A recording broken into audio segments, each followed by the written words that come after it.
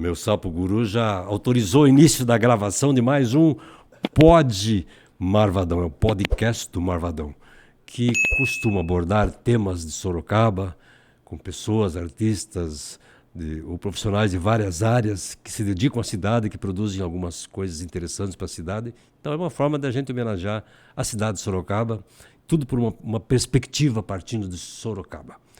E hoje nós estamos recebendo meu amigo de longa data, Toco Dias. Obrigado. Toco da Temax, que é uma agência de propaganda de nome de Sorocaba, mas hoje mais uma empresa voltada para a escultura. É isso, Toco? Exatamente. A minha área na comunicação, na propaganda, sempre foi a área mais artística e menos texto. Né? Eu nunca fui um grande produtor, apesar de que a gente troca experiências com redator e diretor de arte, mas a minha área sempre foi arte. Então, desde pequeno, a gente trabalhou com arte, sempre brincou muito com arte. Então, eu sei trabalhar com todos os instrumentos, aerógrafo, pintura. Todos aqueles antigos, das agências de produção de anúncios, demoradas. Muito demoradas. Eram lentas, mas os prazos também. Mas o teu trabalho ainda é muito manual, não é muito de computador, né? O teu trabalho artístico mesmo, né? Você trabalha com as mãos mesmo, né? Isso. Hoje eu sou escultor, profissionalmente escultor, mas a gente tem a empresa, porque nós temos uma empresa de escultura que a gente tem atendimento, pós-venda. Uma empresa voltada para a arte. Voltada para a arte. Então, na nossa empresa, a gente trabalha com esculturas digitais, né, com ZBrush, com saída em 3D, mas eu, pessoalmente, trabalho muito com argila. Com argila. Por isso que chamam você artista do barro? Artista do barro. Que faz um molde, moldura. Isto. Porque fala assim que o homem veio do barro, né? O homem veio do barro. É o pó, voltará. O homem veio do barro. A sensação que eu tenho é que esse veio do barro não significa que ele veio do barro, mas que o barro, de certa maneira, é uma síntese da natureza. E o homem é uma síntese da natureza, né? Sim. E o artista, ele é coautor da natureza. A arte é uma coautora, uma aperfeiçoadora da natureza. Na minha visão, não sei. Não, sim, é exatamente isso, porque o barro é o extrato principal da nossa mãe terra, né? Então, as primeiras coisas vieram do barro, né? Os fornos, o próprio ferro, é tudo da terra que vem. E a gente, eu tenho muito orgulho disso. Nós temos outros materiais hoje. Existem escultores que gostam muito de trabalhar com plastilina. Plastilina também chamado de clay, que clay é argila em inglês, mas é um clay sintético. Ele nunca seca. Então, e você pode reaproveitá-lo. Tá? Terminou a escultura, você faz a forma, o que vira a obra de arte passa a ser a forma que você vai reproduzi-la quantas vezes quiser, e o clay você amassa ele de novo e faz outra escultura, até porque ele custa 10 ou 15 vezes mais do que o quilo da plastilina, custa 10 ou 15 vezes mais que o quilo de uma boa argila, tá? Então, mas eu prefiro argila, e essa é uma questão muito pessoal. A plastilina não trinca, porque ela não seca. A argila, ela trinca, porque ela vai perdendo água quando ela vai secando.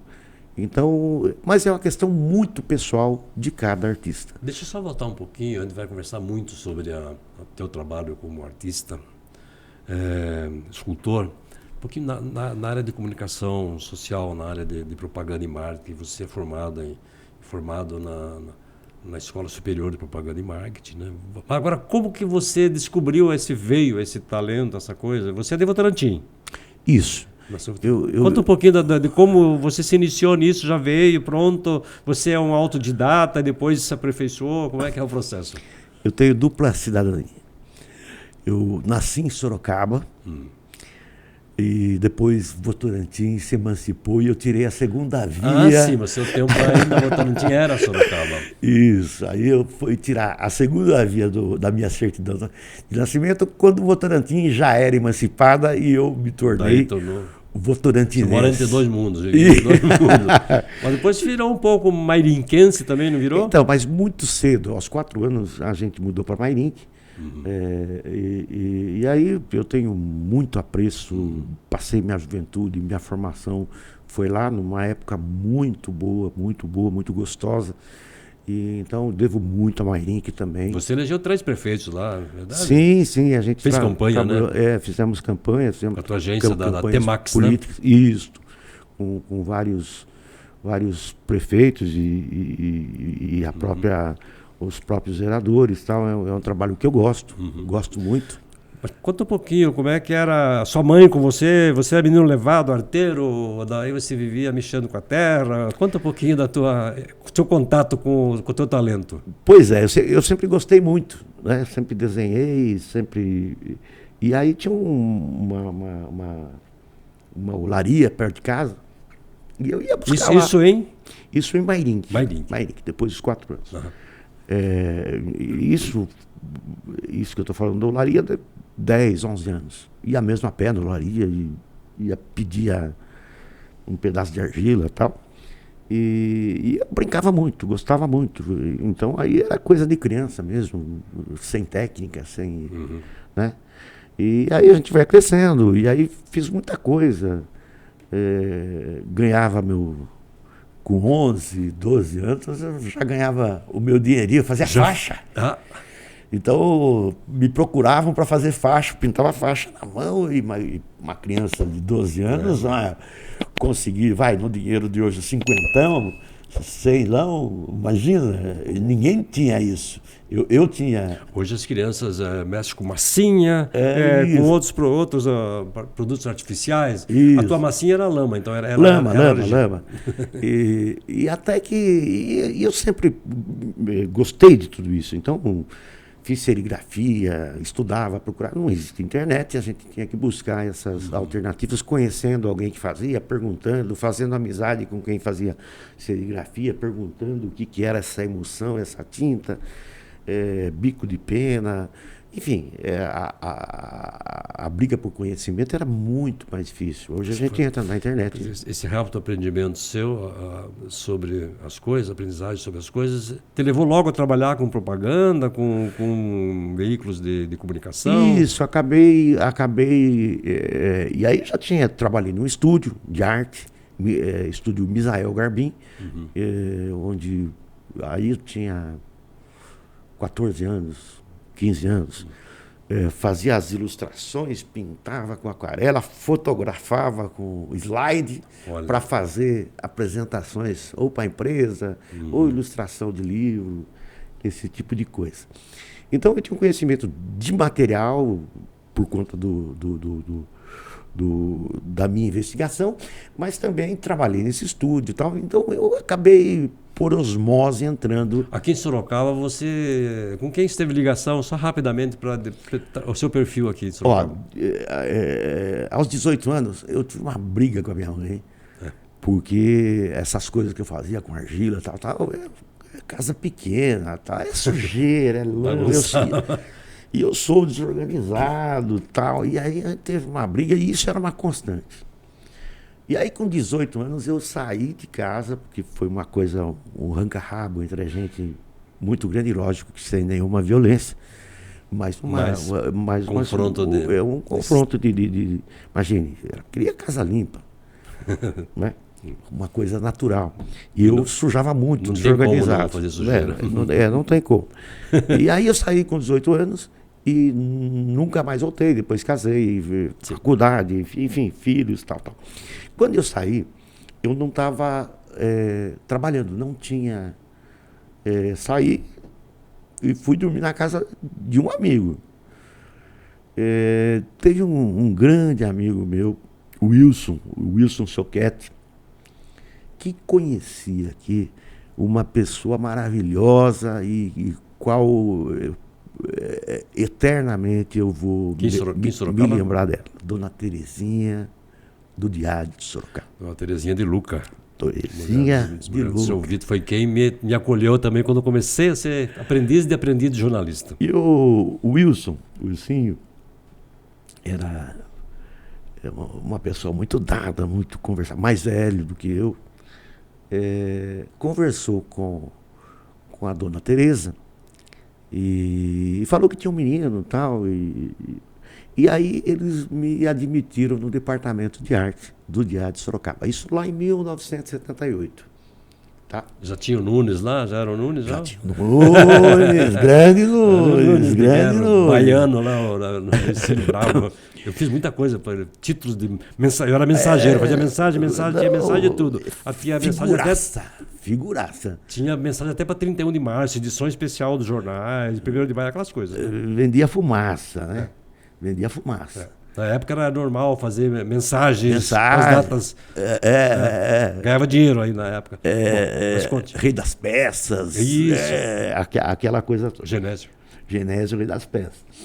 E aí, mas eu vim aí, comecei a me acertar, lógico que não era um grande salário, até porque eu era um menino, mas estava sozinho, tinha saído de casa. Mas eu ia morar aqui em Sorocaba. Morar aqui em Sorocaba. Fui morar no Jardim de São Paulo, numa casinha. Sim. Junto com outro amigo meu que a gente dividia.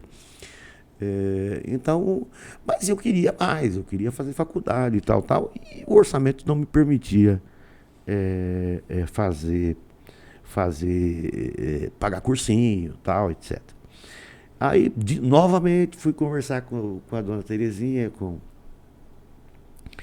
e aí ela conversou com o Ângulo. A escola. A escola Ângulo. E falou, olha, o Toquinho, já me chamava Toquinho, eu vou falar lá, se eles toparem, a gente faz uma permuta. Aí o Diário de Sorocaba cedeu um espaço para o Ângulo fazer os anúncios. E pagava. E, em troca, eu fazia o cursinho de Tereza, graça. ela tinha essa bondade, né? Tinha. Não, é uma coisa assim. Ela revelou várias pessoas assim com o trabalho. Eu não tenho como agradecer essa generosidade. Impulso, né? O Diário formava profissionais. Formava. No mercado de jornalística. E com uma generosidade ímpar.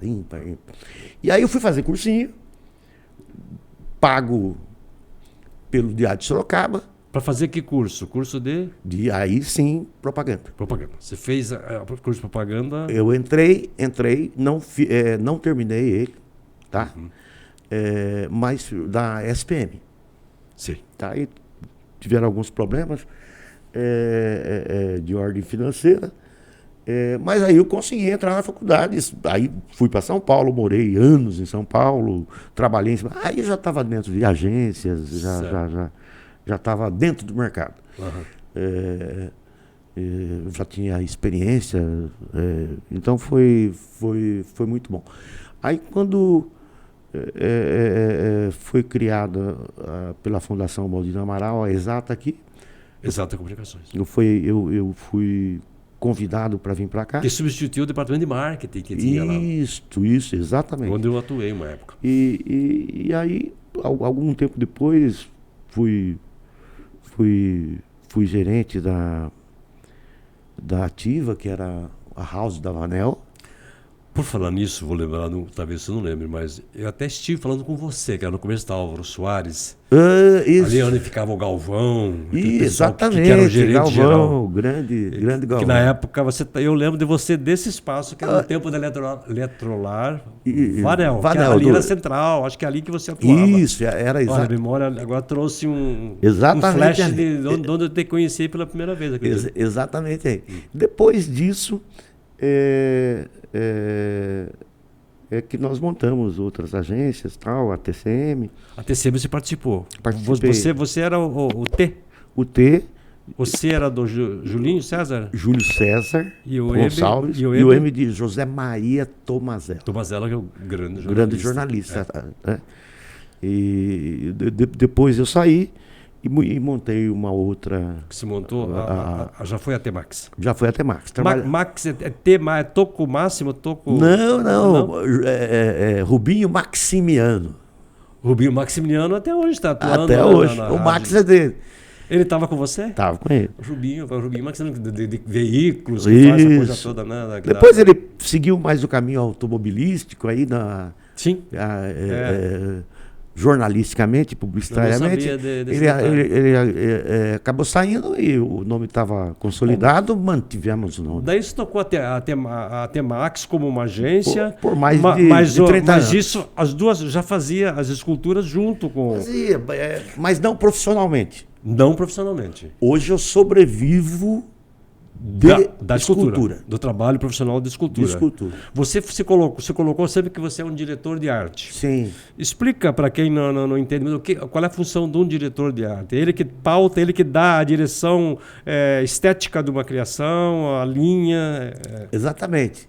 É lógico que essas regras não são rígidas. Não, é a concepção, né? Numa agência. Mas a concepção é de que existe um redator que produz os textos, mas logicamente que ele produz esse texto com o parceiro dele de trabalho, a dupla de criação. Que virou trio já, né? Trio, enfim. E o diretor de arte concebe a parte artística desse trabalho de propaganda. A dimensão mais estética, mais estética. Dos símbolos dos símbolos e é um conjunto. A marca registrada daquela campanha, né? Exatamente. É isso, né? Então, para isso, lógico, a gente tem que ter uma intimidade muito grande com a arte. Né? Sim, tem que conhecer, porque a publicidade ela reúne várias artes, imagine, todas, bem dizer, né? O que você vê numa Bienal hoje, que você acha sem pé, sem cabeça, daqui 2 anos vão estar nos veículos de comunicação. Tá? Esse conhecimento sobre a arte, então, a arte sempre teve a ver com a comunicação. Quando a gente vê aquelas imagens com cara de cera da Idade Média, sem músculos, e você ouve os cantos gregorianos, é impossível você juntar tudo isso numa sociedade e você não ser um crente fervoroso. Isso é comunicação. Né? Então a arte fazia isso. Lógico, aglutinava as coisas com objetivos religiosos, políticos, econômicos, enfim. A arte sempre emprestou as suas... Né? Você vê lá na questão de Roma Antiga, a quantidade que tem de generais, de bustos de generais. Então, a arte sempre emprestou os seus talentos a políticos, a religião, a papa, a igreja. Aliás, grandes obras foram concebidas sob encomenda. Sob encomenda. Você pega lá o Michelangelo. Os Médicis. O Michelangelo é uma coisa interessante, a Capela Sistina. Isso. Eu tive um de conversa, que é lindo, tive oportunidade. Quer dizer, quando ele fez os desenhos dos painéis, ele era escultor. Sim. E aquele desenho era para escultura, segundo ele, porque você vê que a pintura que ele fez depois com os afrescos, não é? Eles têm uma dimensão tridimensional. Você tem a sensação de que aquilo é escultura, é uma pintura. É isso mesmo? Eu não entendo, eu leio algumas coisas. Eu tive lá, a rara oportunidade de conhecer a Capela Sistina, e ela tem o entorno dela inteiro é uma cortina bordada, como essa que está atrás de você, com ondas. E lógico, para que as pessoas não passem a mão, não desgastem, tem um vidro a 5 centímetros, 7 centímetros dela, para que as pessoas não desgastem a pintura, porque todo mundo iria... Mas eu cheguei nessa distância, assim, e nessa distância do vidro, eu ainda não consegui identificar que era pintura. É isso? É isso. É escultura, né? É escultura. É incrível mesmo. Você achava... E o cara eu ele achava, fez assim, eu achava, ao vivo, né? Eu achava a fresco. que era ainda uma cortina. Então a sensação é essa mesma, É né? uma coisa muito louca. Muito louca. Muito talento, muito louca, né? Muito talento. Quando ele terminou Davi, né? Parla, né? Fala, né? Alguma coisa. Parla, né? Que só faltava falar, né? Por que não fala? Ele... Quando você termina uma obra tua, você tem essa sensação de você fez com as tuas mãos, com o teu talento, deu vida, captou do homenageado, da pessoa, da escultura, os traços fundamentais, né? A síntese caricata, mas não caricato artístico, não caricato debochado. Você dizia, bom, mas isso aqui ficou mais parecido com o retrato do que o próprio retrato. Você tem essa sensação de poder, assim, ou de satisfação estética? A sensação, a satisfação é muito grande. Mas eu sei que eu não sou nada. Tecnicamente, perto, lógico, existem pessoas maravilhosas, e se a gente for falar desses deuses da arte, sim, enfim, não tenho a menor condição. É uma coisa impressionante, né? Mas... uma sensação do criador é a mesma. Porque... Mas a sensação, a satisfação do... E eu brinco, quando você está fazendo, é um privilégio. É um privilégio. Não parece... Toda a obra não parece única? Sim. Quando você está voltado, ela é única na tua vida. É a primeira que você está fazendo. É isso? É exatamente isso. E outra, o privilégio... E eu não consigo... Eu até brinco que a hora que eu estou fazendo, e isso eu faço todo dia, é um privilégio. Eu não estou pensando em gerente de banco, não estou pensando em sogra, não estou pensando em problema de dinheiro. Não. Porque se eu estiver pensando nisso, eu não faço. Você não libera a arte que você tem. Não, eu não consigo enxergar. Você não enxerga? Não, porque eu tenho que estar olhando para isso. Tem os neurônios não correndo. Para isso, eu tenho que ver se essa curvinha está para lá, está para cá. Eu tenho que estar me entregando a isso. Né?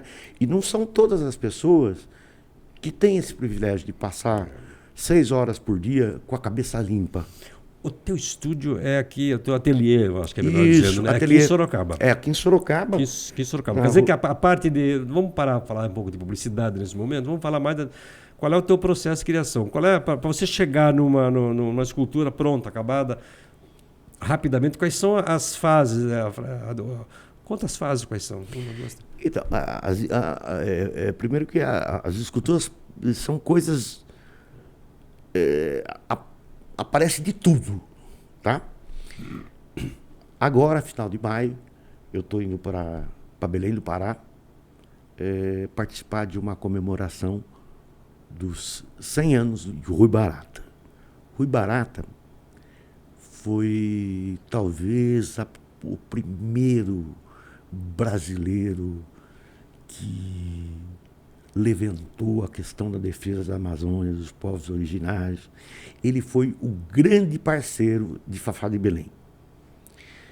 As músicas que você tem na cabeça e que as outras pessoas têm, as mais famosas, o parceiro, o letrista, foi o poeta Rui Barata. E foi criado um troféu e foi encomendado a mim, né? Esse troféu, que são 100 anos, que serão 100 homenagens a 100 pessoas da área cultural do Pará. Então, que envolve música, pintura, teatro. Então, é o troféu Rui Barata. Ele tem 25 centímetros. Então, essa é uma escultura, mas é um troféu. Diferente de uma escultura que eu faço para uma pessoa que vai ser uma... Não, foi fundida 100. Então serão entregues, são homenagens, né? Então esse é um tipo de escultura. Fiz uma outra escultura aqui que ficou muito bonita. Depois, se a gente tiver a imagem, a gente pode mostrar. Essa última, mais recente que você fez? O qual? A da senhora? Não. Uma outra que foi uma comenda que eu fiz para a Câmara Municipal de Direitos Humanos. Sim. Então... tem uma mais bonita de uma comenda. É outra escultura. Temos as esculturas... O que a gente mais faz são bustos. Bustos são pessoas, geralmente do tamanho natural, que vai acima do peito até e que são colocados em praças, às vezes em ambientes Jardins, externos, teatros, jardins e tal. Então, isso é o que a gente mais faz. Existe corpo inteiro, Corpo inteiro. que às vezes estão sentados, estão em pé, estão tocando violão, estão fazendo uma pintura, que são pintores. Então, esse é um outro trabalho. Animais, é um outro trabalho. Acabei de fazer para Fernandópolis um cavalo em tamanho natural. Tamanho natural, inteiro. Está lá em Fernandópolis, para um Aras que o Aras, ele gosta muito, é o proprietário da cerveja Império. Aham. Tem Aras, tem muitos cavalos. Um cavalo em bronze? Bronze, olha que loucura. Em bronze, dentro de uma fonte, com uma ilha dentro da fonte, com água do lado, com espelho d'água do lado.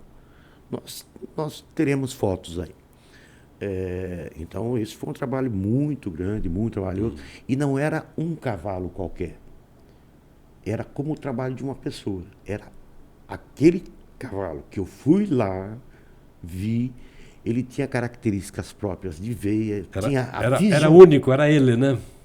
E o nosso cliente era muito exigente, porque essa é a grande paixão do Aras dele. Esse cavalo é uma indústria. Ele vende o sêmen para produção, enfim. E um dos colaboradores dele, quando nos contatou, falou, olha, ele é muito exigente. Ele conhece cada pelo do cavalo. Se não ficar desse jeito, ele não aceita. Mas deu tudo certo, mas com muitas consultas, com muitas indas e vindas. Não, arranca um pouco mais larga. Com o processo. A musculatura, enfim, todas as. O que é praticamente natural nesse trabalho. Temos os bustos, temos coisas em fibra de vidro. Fizemos há um tempo atrás trabalho para discoteca. Parede, sim. É isso, muito bonito. Que foi feito uma medusa. Sim. E o DJ fica na frente nessa discoteca e várias luzes, várias cores batendo, né? Então, praticamente o tamanho dessa parede. Então, são trabalhos diversos. Então, você faz em alumínio também? Isso, a fundição. A fundição é a parte, é o final. Né? É o final. A gente pode fazer em alumínio. Só para começar, então, a sequência. Você parte de um desenho ou de uma fotografia, vamos dizer. Uma fotografia. Se for uma criação, é de um desenho.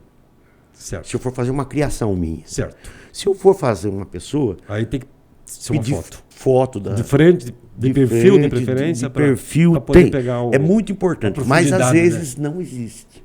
Às vezes a pessoa já faleceu. Se ela for viva, né? Isso. E às vezes não tem. Aí a gente tem que dar conta com o que tem. Daí a partir disso você faz o que? O molde, um desenho? Qual é o passo seguinte? Aí eu junto a argila, tinha uma haste de madeira. Com a argila, eu forro essa haste com jornal. O que é um problema, porque jornal não existe mais. Não tem nem para colocar no fundo de gaiola. Mas eu tô falando, é sério, quando eu vejo um jornalzinho... Opa! Por quê? Por que o jornal? Porque ele está amassado lá dentro, mas não muito amassado, tem ar lá dentro.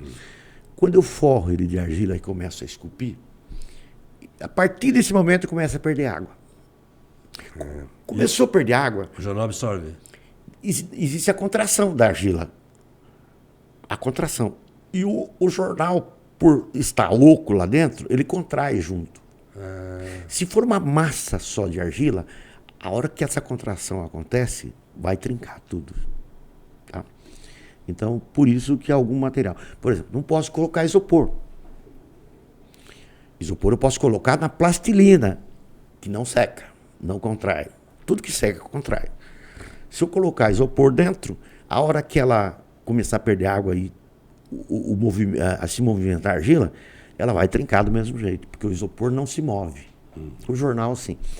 Então, eu começo a fazer essa escultura, várias fotografias, e começo a olhar e a fazer em argila, né, o formato do rosto, várias... E esse é o principal da escultura, que a gente...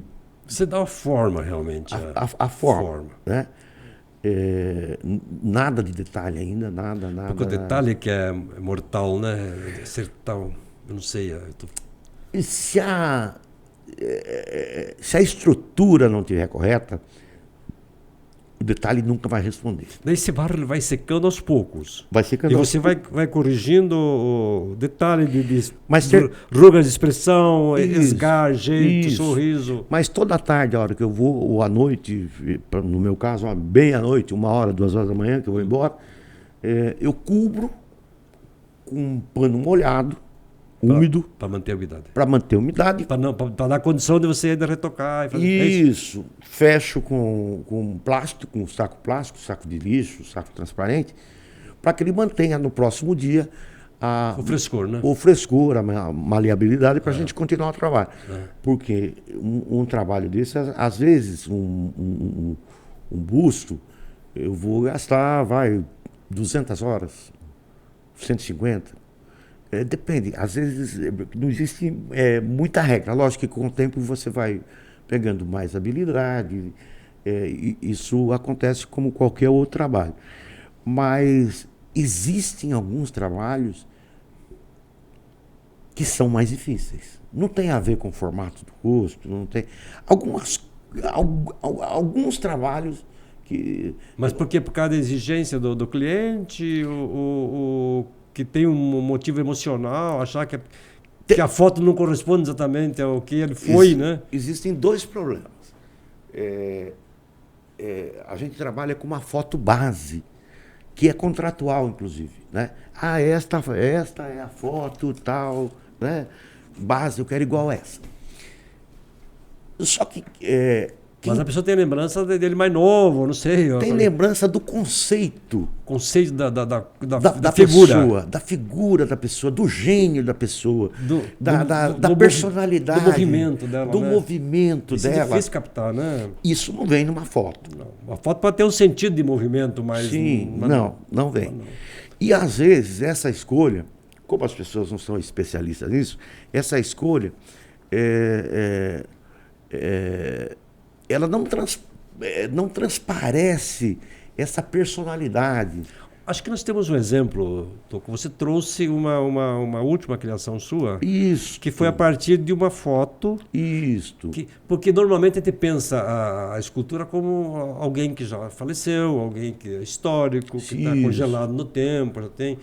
E agora eu soube através de você, por meio de você, que tem pessoas, famílias que prestam homenagem para algum ente querido, uma pessoa que está viva, querida, sim. E faz uma estátua da pessoa em vida. Isso. E eu gostaria que trouxesse aqui uma estátua que você fez, você acaba de fazer, né? Isso, é uma senhora que está viva e com muita saúde. Lá de Goiás, né? Que você falou. Goiás, com muita saúde. Se alguém puder trazer aqui.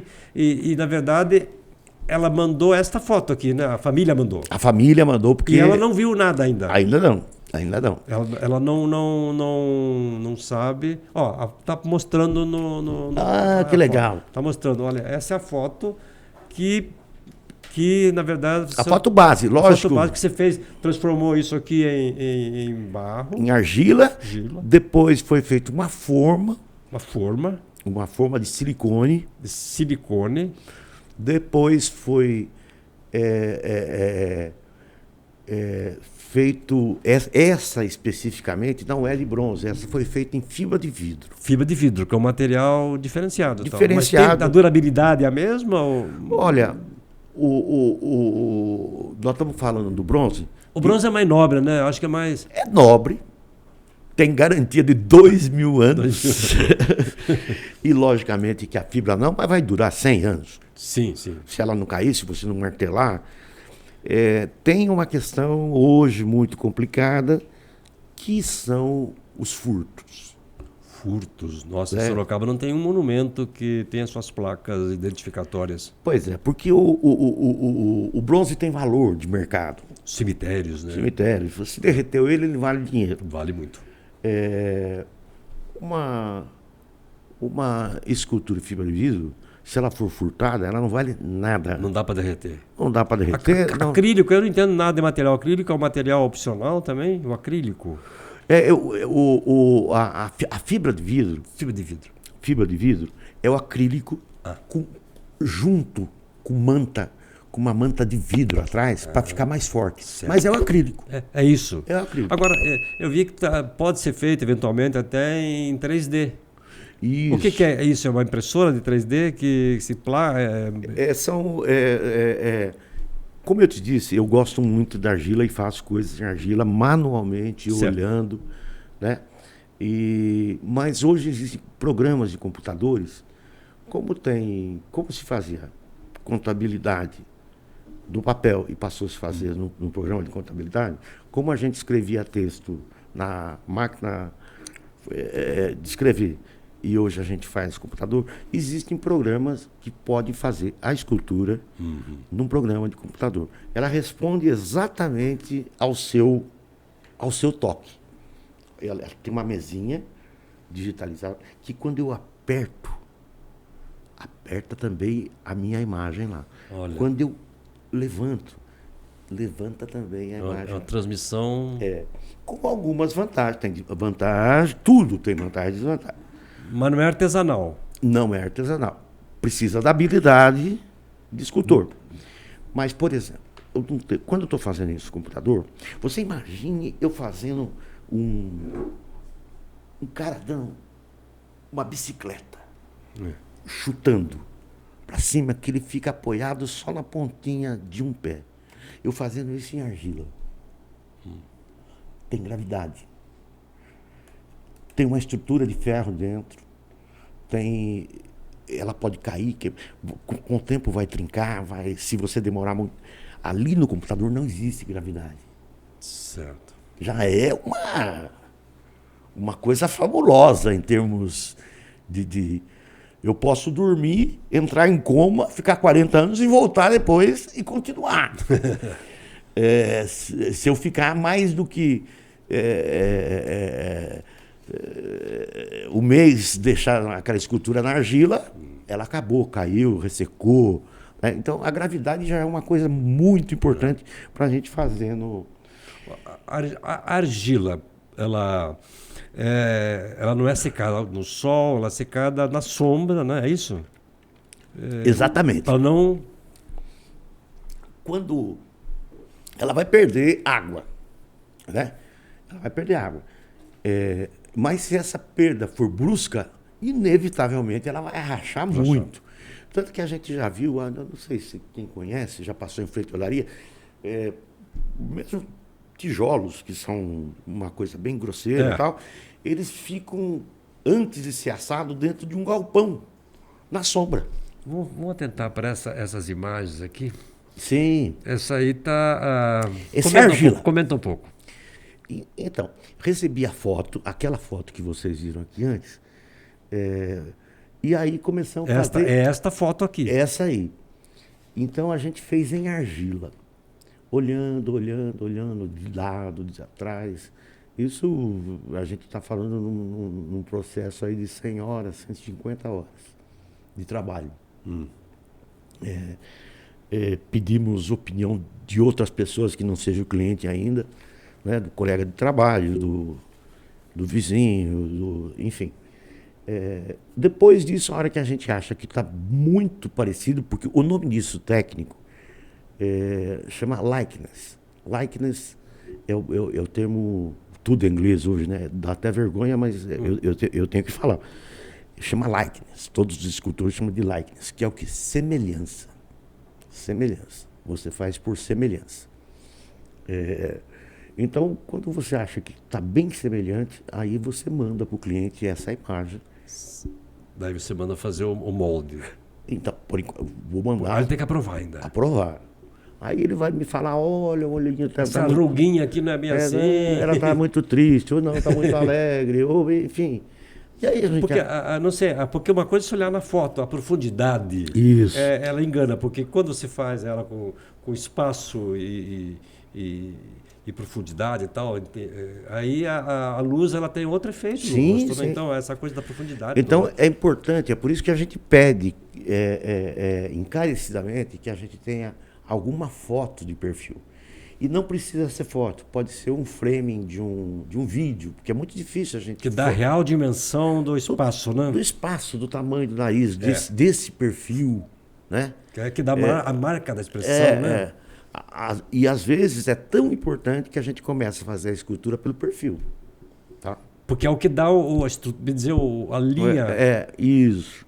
Ela, né? E engana muito. Se você tem uma foto só de frente, engana muito. Já se for fazer uma escultura de alguém histórico que já foi, aí é mais tranquilo, acredito, né? É mais tranquilo porque... Ninguém vai lembrar do sorriso.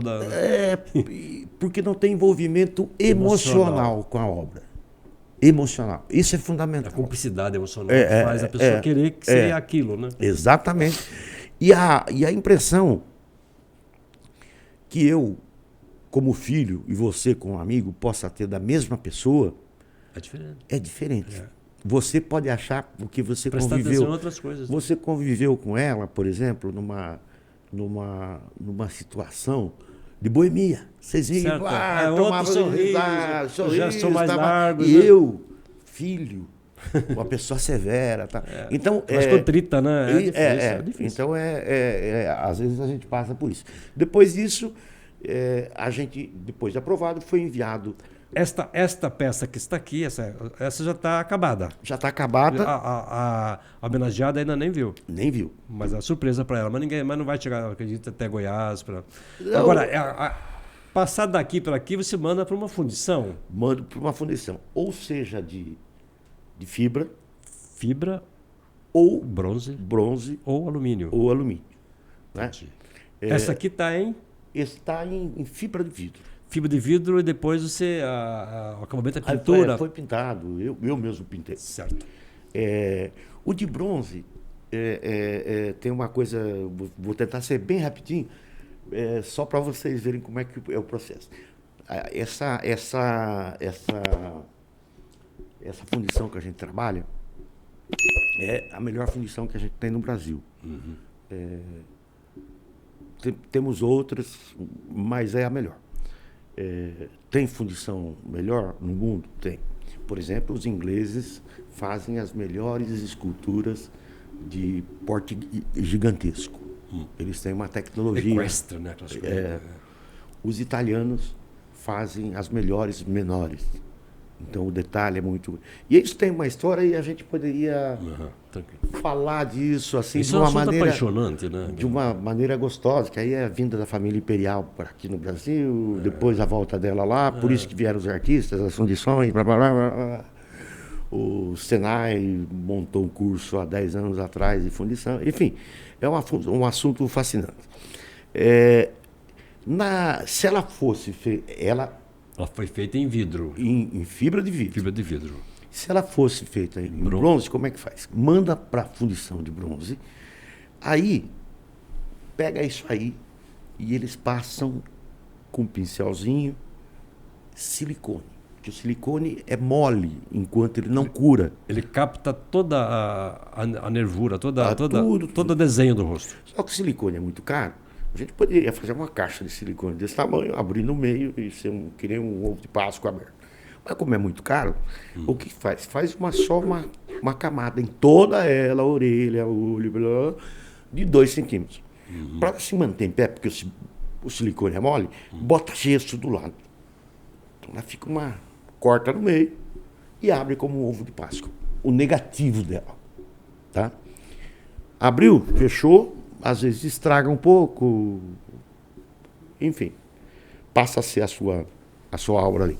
Fecha ela de novo, pega cera de abelha e joga dentro. Então vai sair o positivo igualzinho, tá? De cera de abelha. Aí o artista vai até a fundição, olha, fala, tá legal. Não, a emendinha ficou ruim aqui, vamos arrumar aqui. Só depois disso faz uma caixa refratária de concreto refratário, seca, esquenta a caixa refratária, derrete toda a cera de dentro e fica o molde lá dentro. Aí sim Vai para fundição. é que entra o bronze derretido. Porque o bronze tem que derretido, tem que desenvolver, aí é um processo Aí industrial, sai, né? faz usinagem, Depois correção. usinagem, pátina, que é da Coral. Acho que nós temos algumas outras animações de imagem, do making off, de como é o processo. Tem Se tiver várias um ponto, coisas. põe pra gente que a gente poder ver. Aí é você com as suas imagens de barro. Com as suas... Você pode ver que aquela argila é de uma cor e essa de outra. Então a cor pode mudar, mas todas são terracota. Olha aí. Aí é o homem do barro, o artista do barro. Isso mesmo. E Então temos coisas no Brasil inteiro, temos coisas aqui em Sorocaba. olha aí, outra. Essa é uma coisa mais aproximada, mostra a expressividade, né? Muito É, expressivo, né? É uma coisa assim, absurdamente. Então, essa fundição é uma empresa já que você faz há muito tempo, né? Sim, e ela existe há 60 anos, né? Então, você fez muita coisa já com eles, né? Muita Olha, coisa. esse é explica para nós. Esse é em bronze, Bronze. é de um padre, e eu não estou me lembrando nesse instante, eu acho que é do Piauí. Mas olha o peso que eu digo, a impressão que é Isso, a consistência da obra, né? Porque lá e olha as nervuras. Esse aí você fazendo o que aí? Isso é argila também, fazendo a produção, a escultura em argila ainda, que depois Sim. irá para o bronze. Tá? A gente está vendo várias fotos, para você ver um pouco do processo. Olha, aí é o Meu pai, seu pai. Meu Como é que é o pai. nome do seu pai? Servídio Servídio. Dias, Servídio Dias. com S. Você tem ascendência espanhola? Não sabe? Italiano? Olha, eu conheci até meu tataravô, passei com ele. Aham. E o meu tataravô era brasileiro. Dizem, e pela minha altura, quando eu falo isso, dão risada. Porque é baixinho?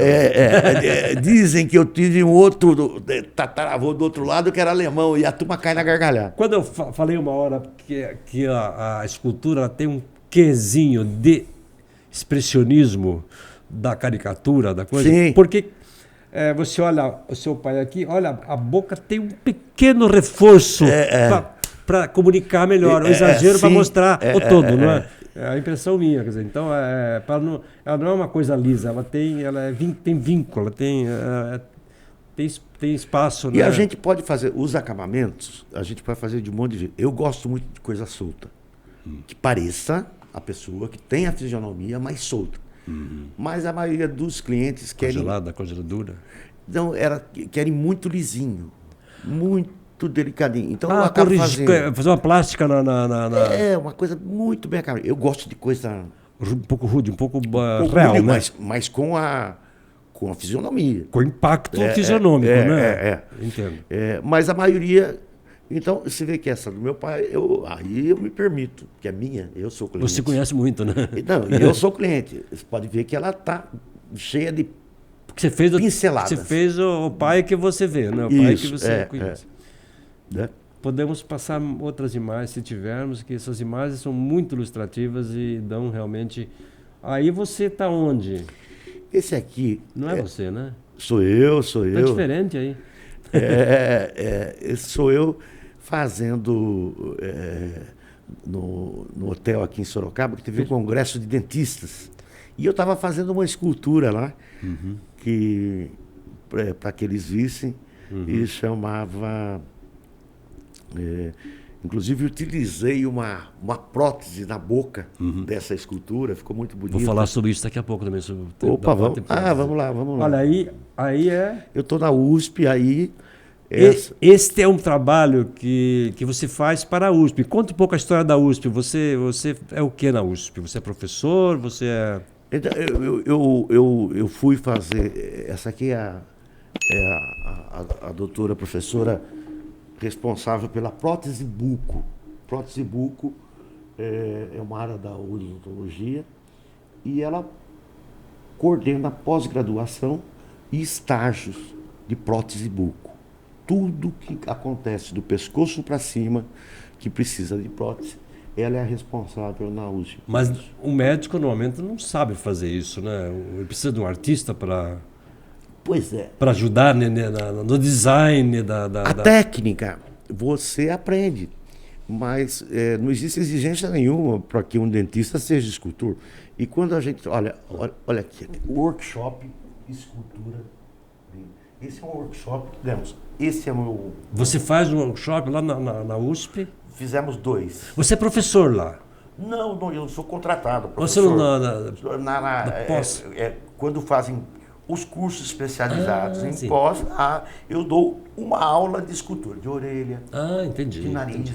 Sim, de maravilha. boca. Mas é um trabalho em que a arte e o design têm importância na medicina. Exatamente. E eu faço sempre com esse meu parceiro e amigo, Fausto Fumagalli, um grande dentista, aqui sorocabano também. Sim, nome conhecido. Então, eu faço o trabalho de escultura com o apoio técnico, porque eu sou só escultor, eu não entendo nada de odontologia. Quem entende é ele. Daí eles fazem próteses para a questão da pessoa perdeu parte do rosto. Veja só, é uma coisa triste, mas comovente e bonita também. Recupera a autoestima, né? Veja só,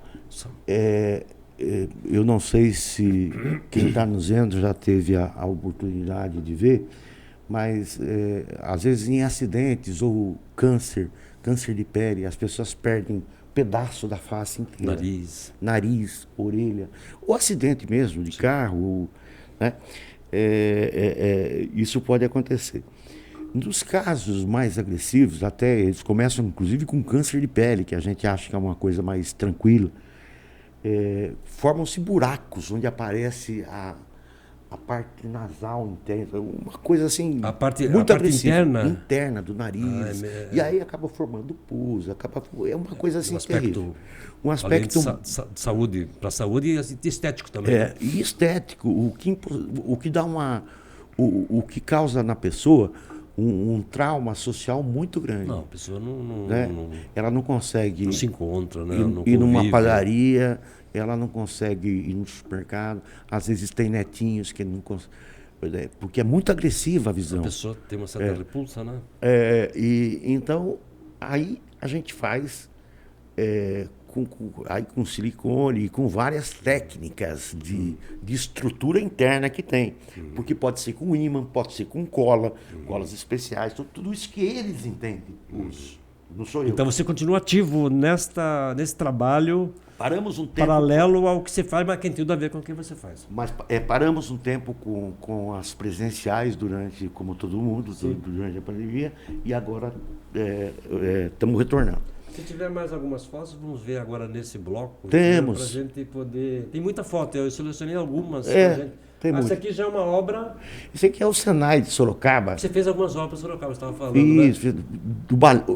Esse aqui é o patrono do Senai de Sorocaba, o engenheiro Gaspar Ricardo Júnior. Isso aqui então está bem em frente ao cenário, quem passar na Santa Rosália pode dar uma olhadinha lá. Fiz também o Bolinha, dos sindicatos metalúrgicos. E esse design fui eu que projetei também. Ele domina o espaço, ele tem uma presença bastante, né? E eles pediram para que eu fizesse. Leveza, né? Isso que leveza. Tem leveza. Então, dá para ficar elegante.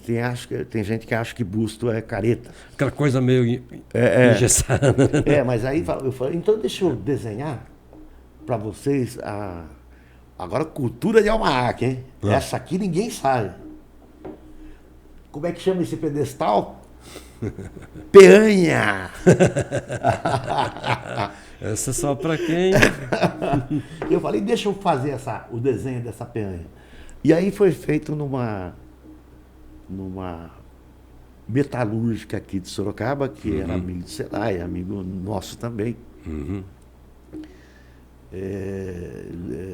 Esse aí é a volta da... Esse é o Bolinha, que foi presidente do Sindicato Metalúrgico, Sim, amigo do Lula, faleceu e tal. Você foi feito um busto. Essa É uma criação qualquer. criação que você fez, né? É. Aí são exemplos do teu trabalho, né? Que mostra realmente a versatilidade que você tem. Olha aí. Isso aí acho que é um making off, né? Olha. Isso. Fala rapidamente o que é. É o processo. Esse é o processo de desenvolvimento da escultura propriamente dita. Olha lá as fotos do lado. A rapidez aí, rápido para contar a história. Se fizesse tão rápido assim, você estava rico. Tava rico. Toco Dias Arte e Escultura. Essa é a tua. Não posso esquecer do site, porque o pessoal pode ver aqui lá tem mais muita coisa. Tem mais uma animação finalização. que é muito, muito, muito didática, né? Porque mostra, olha a expressividade, né?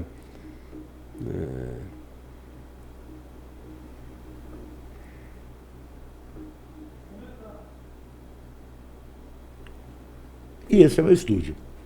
Arte é memória, sentimento. Em memória ao Dr. Nelson Orlato. Esse é um filminho que a gente manda para aprovação de quem encomendou. Uhum. Aí a pessoa dá uma olhadinha. Certo. Aí, refazer. É que tá voltando, né? Às vezes tem que mexer na... Esse é meu filho, que é escultor também. O teu filho está seguindo tua carreira, tá junto com você. Seu filho, como é que é o nome dele?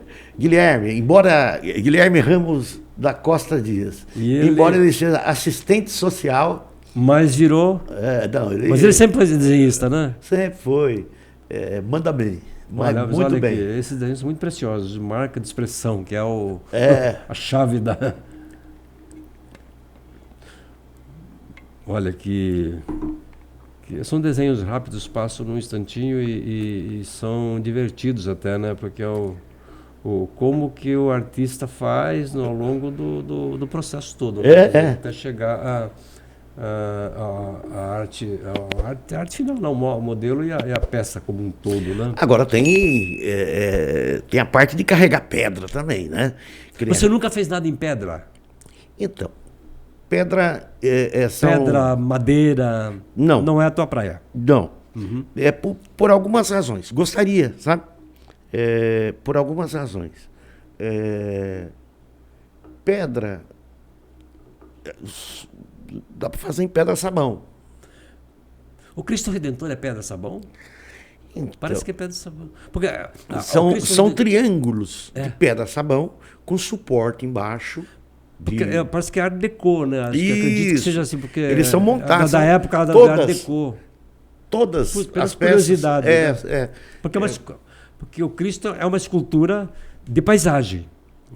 De paisagem. Se você for vê-la de perto, ela não é expressiva. Ela não tem esse detalhamento. Ela funciona bem. Sim. Com os braços abertos sobre a Guanabara. Isso. E de longe ela era emblemática, né? Do Brasil, do Rio. Inclusive ela foi montada, ela veio em partes, né? Veio em partes da França. E ele foi montada por mais de 40, 50 mulheres, montando cada pedacinho do... Veio da França, né? Veio da França, foi um presente. Foi um presente da França. Me diga aqui tem mais uma... Esse aqui acho que é a fundição, né? Essa é a fundição, processo de fundição de bronze, tá? Olha, é fogo mesmo, né? Fogo. É fogo. Olha, quanta imagem esclarecedora. Olha, isso é um banho de quê? Isso chama pátina. O bronze, ele vem, tem o bronze 85, que o bronze é uma liga, que é o avermelhado. E tem o bronze 70, que é o amarelo, também chamado de latão. Desqualifica um pouco, mas é bronze. Essa. E a pátina são banhos de ácido que os tornam da cor que você quiser. Envelhece. Deixa eu perguntar uma coisa para você. Além de você ser o artista que de fazer o que você faz, você ensina também quem tem gosto por isso. Você continua com cursos para quem quer ter iniciação ou está sem tempo para isso? A pandemia deu uma mudada em tudo. Até a pandemia, eu tinha um curso regular, inclusive esse meu parceiro, o dentista, um ex-aluno meu. Com a pandemia, a gente ficou com muito medo. A minha sogra mora comigo. Ela tem 98 anos. Então a gente redobrou do que todo mundo tomava cuidado, a gente redobrou. E aí eu parei imediatamente com as aulas e se dedicando cada vez mais às esculturas. E ainda não peguei o... Certo. Mas preciso voltar Porque é uma coisa que você gosta, né? que eu gosto Ensinar, e né? que eu preciso criar gente especializada para a gente aumentar a nossa produção. Não terminou ainda, tem um trechinho, nós vamos conversar mais um pouquinho. É o momento em que eu faço os agradecimentos a quem nos apoia, né? No momento eu agradeço muito a Batuta Filmes, que você esteve aqui, conheceu o Miliane, conheceu o estúdio. Sim. E é a Batuta que nos garante essa qualidade de som, qualidade de imagem, edição. E que qualidade, hein? Toda essa condição para que possamos fazer um podcast com uma certa qualidade, né? Tirando o apresentador, que é aprendiz, né? Mas, então eu tenho que agradecer muito e recomendar realmente a Batuta Filmes para quem quer fazer um trabalho muito profissional na área de produção de vídeos, de lives, de campanhas e programas, inclusive. Sim. Porque tem uma estrutura pronta para isso. Então é só entrar www.batutafilmes.com.br, ligar para cá, conversar, ver preço, discutir, ver. E é uma recomendação que eu faço, que eu tenho um pouco de experiência no ramo. Sim, e você muita, tem mais do que eu. muita. Né? Então, nós estamos recomendando. Você gostou daqui?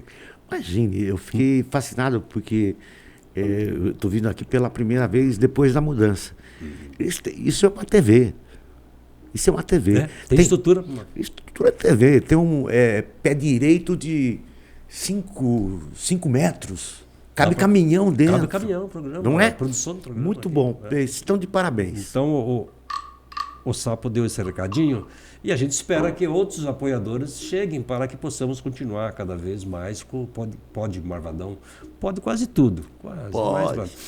Vamos voltar só um pouco de conversa, estamos chegando quase ao fim já. Isso aqui é papo para varar a noite, tomando uma cerveja, né? Que nós vamos tomar um vinho, acho, né? Alguma coisa assim, não vamos? Vamos tomar. Pode ser a semana que vem. Convida teu irmão, Maurício, que é meu Vamos. amigo de faculdade, de aula em Itapetininga. Adora. Vamos bater um papo. Convida a Miliane também, que é nossa amiga, né? Vamos lá. Vamos. Porra, nós quatro. Ó, já estamos combinando o bar aqui, tá ficando bom isso aqui, viu? Tá, O bar ou na sua casa. Não sei. Isso é o melhor. Não, vamos lá no estúdio, que é em frente à minha casa. Eu gostaria, para terminar, você tem Preciso dar o site para o pessoal ver mais coisas lá. o site o site da tua... Do ateliê. Então passa. tocodiasesculturas.com.br. Toco Dias Escultura. Tem filme. Eu vi lá, tem muita coisa. Tem não filme, consegue tem mostrar tudo aqui. make-off, tem... Tem muita obra, É tem muita muita coisa, peça legal. pronta para você poder mostrar para quem se Explica interessa. como é que é feito, isso que a gente conversou, como é que é feito o processo, como é que é parte, né? Tem coisa de fundição, é muito legal. Muita coisa. Nós temos em Sorocaba uma série de esculturas históricas, outras assim, que tal. Qual é a tua impressão sobre o que tem que temos na cidade e a conservação desse material? Porque a tua palavra é uma palavra de um expert que pode nos orientar, inclusive, com um aspecto crítico, uma boa crítica sobre o sentido das coisas, né? Pois é. Eu sei que é difícil falar sobre a obra dos outros, mas mais a conservação, né? Não, eu acho que tem coisas muito legais, né? Temos o tropeiro. O Monumento ao Tropeiro é um tropeiro idealizado. Né? Idealizado e tal. Mas é bonito. É bonito e é importante a gente fazer as obras não só pelo que ela é, mas como, por exemplo, Bandeirantes. Eu já fiz Bandeirantes e esse Bandeirantes que a gente vê nos livros e tal, não tem a ver com Bandeirantes. Esse Bandeirantes nunca existiu. Eles andavam descalços. Eles eram quase mendigões, né? Quase mendigões, né? então não andavam a cavalo, porque não tinha cavalo, andavam por rio, por trilha, né? Isso. Eram bravos, muito bravos. Mas bravos que eu estou falando no sentido de heróicos, de fortes. Eles enfrentavam a diversidade. A diversidade, imagina, Serra do Mar, que é isso? Então, mas é importante a gente ver tudo isso, não só pelo que é verdade, se não é, mas até saber. Eles andavam descalços, eram praticamente indígenas. Não era uma vida fácil. Então, esse idealizado, né, dá um tom épico, né? Dá um tom épico. Com umas imagens da independência, toda aquela... E a gente descobrir tudo isso, né?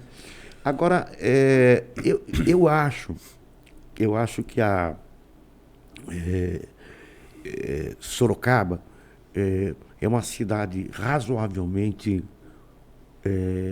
bem cuidada.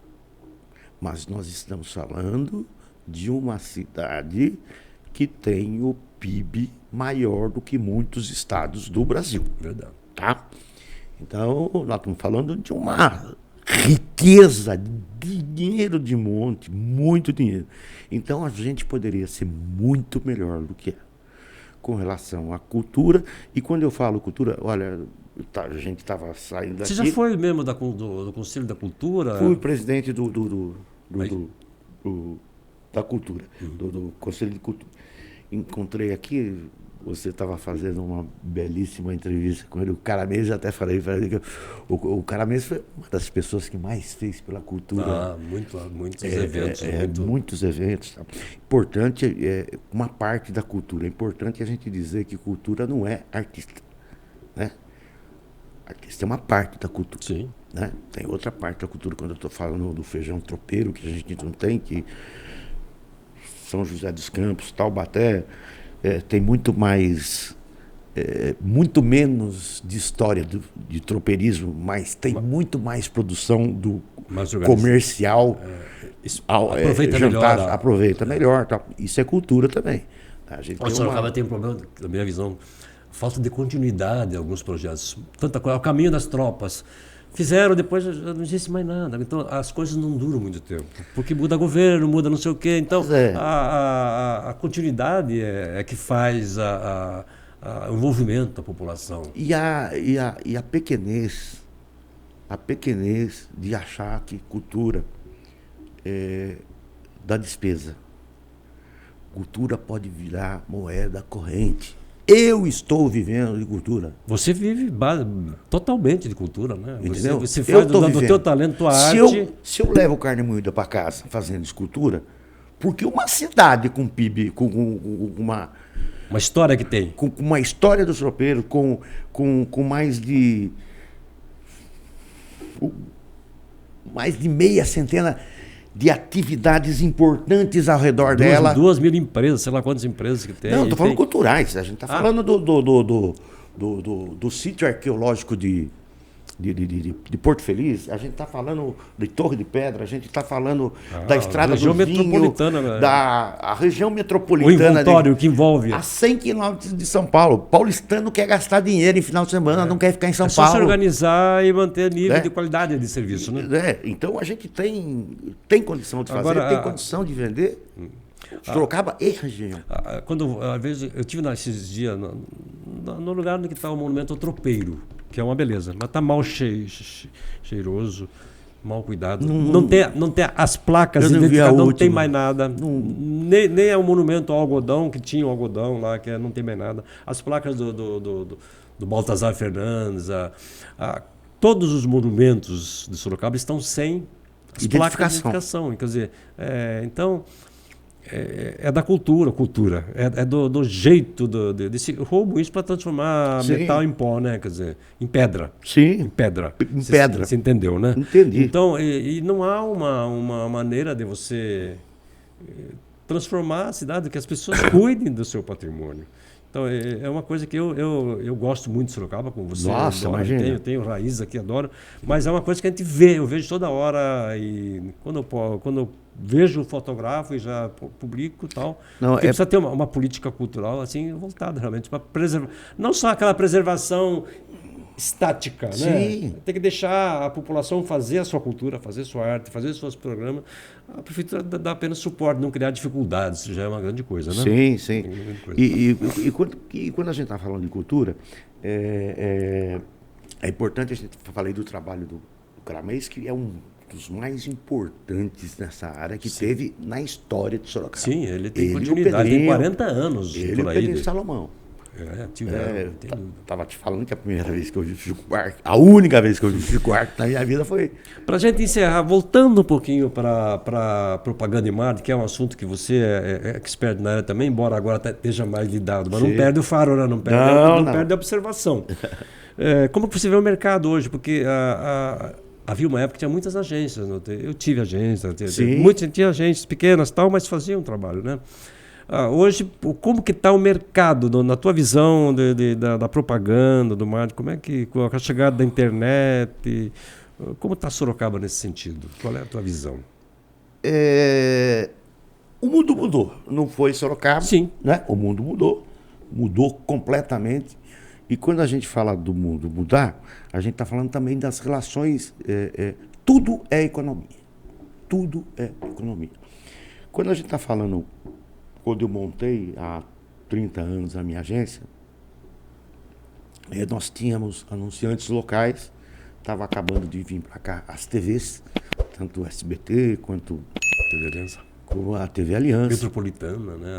Metropolitana, várias, né? Mas os nossos anunciantes, nós os conhecíamos, ainda que fossem grandes redes, hein? Nós tivemos Eletrolar Vanel, tivemos Atuante Calçados. Grandes anunciantes. Grandes anunciantes locais. Sim. Vem cá, tivemos Casa Nova, mais tarde, Roger, investia muito. Então, a gente está falando de pessoas, pessoas que tinham grandes anunciantes. Por que isso? Eu estou falando isso? Porque as multinacionais, o mundo funcionava, especialmente aqui no Brasil, quando a gente via multinacionais, aqui em Sorocaba, elas estavam na zona industrial, elas se dedicavam à indústria. Hoje, as grandes empresas, inclusive as multinacionais, também assumiram os negócios do varejo. Então, a gente está falando em Macro, a gente está falando em Carrefour, a gente está falando em grandes anunciantes locais, né? Em grandes redes que você... Essas grandes redes jamais contratarão... Já vem com uma campanha pronta, agências locais, né? Então, hoje, o que sobra de anunciante são as pequenas lojas, às vezes até de garagem, de bairro, que a gente conhece muito, que não são suficiente para dar conta do mercado. Mas, na verdade, Sorocaba, a psicologia da cidade, vamos dizer assim, os usos e costumes, o formato, às vezes uma agência nacional não capta as particularidades daqui de linguagem capazes de mobilizar a opinião pública, de atrair as pessoas, né? Mesmo porque não se fazem mais campanhas como antigamente, campanhas fechadas, grandes, né? Não. Com mix grande de veículos, de meios. Eu estava falando do mercado e não das necessidades, né? A gente tem muitas críticas ao... a gente tinha uma coisa isso com as grandes redes de televisão, que elas se regionalizaram, né? Porque tinha essa dificuldade realmente de falar, a gente assistia o que fazia a Globo Nacional para todo mundo, o Brasil inteiro. Hoje, as nossas redes locais, não estou falando que sejam excelentes ou irretocáveis, mas atendem muito mais essa necessidade regional do que atendia há 20 anos atrás, que não tinha notícia local nenhuma, né? Não tinha realidade local nenhuma. Então, eu acho que falta isso para a comunicação, mas o que rege os negócios são a economia. E eles fazem as contas na ponta do lápis. Então, hoje sobrou muito pouco espaço para as agências. As coisas vão ter que ser rearrumadas, realinhadas e alguns conceitos refeitos.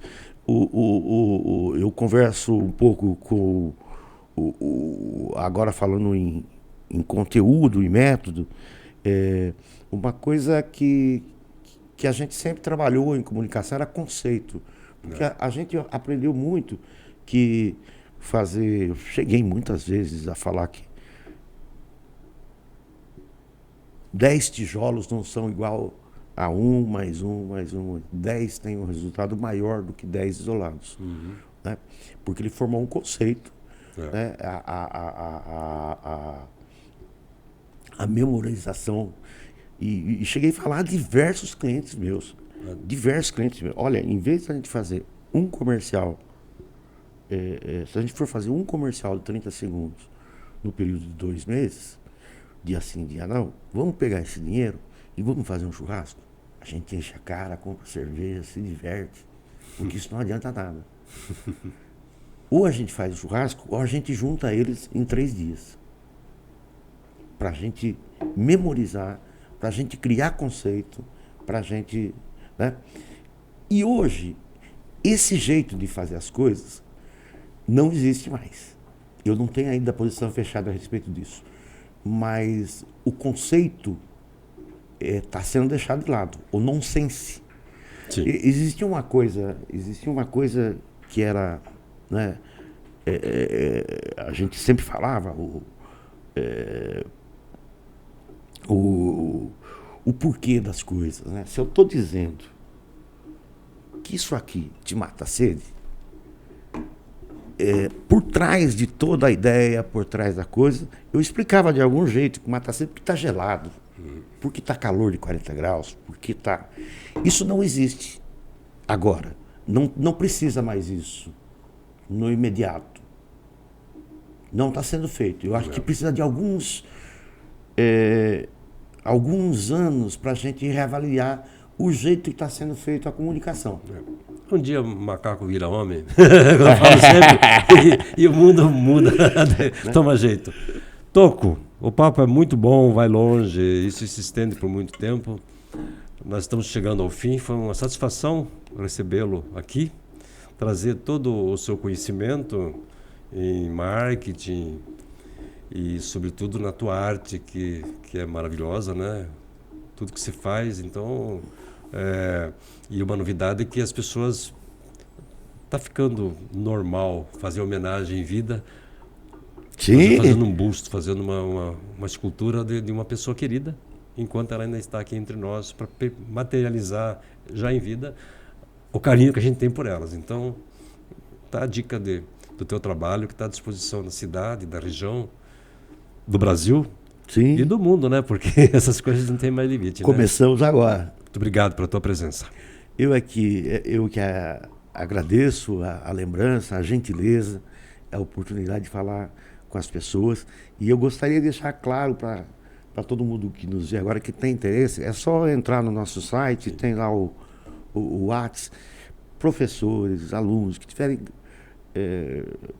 vontade de conhecer, é muito simples o meu estúdio, é muito simples, barro, sujeira e tal, mas quiser ver, a gente agenda e pode ir lá ver todo mundo. Conhecer, pode ir lá, quem se interessar, quiser conhecer, é só a gente combinar antes. Muito bom. Olha o sapinho. Gostou do sapinho?